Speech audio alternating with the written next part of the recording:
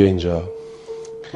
ما میایم روی کره زمین بدون هیچی. خب یه مدتی اینجاییمو زندگی میکنیم، بعدم از اینجا میریم باز بدون هیچی. دقیقاً این وسط نگران از دست دادن چی هستی؟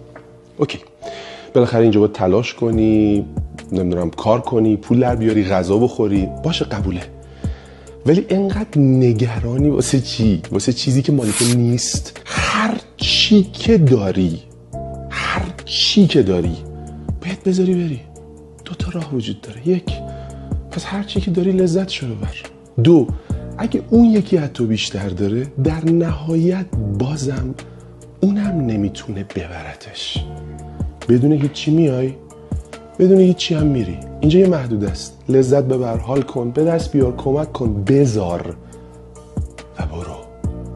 این همه هرس خوردن واسه به دست آوردن چیزی که نمیتونی ببریش بی خود نیست رفیق.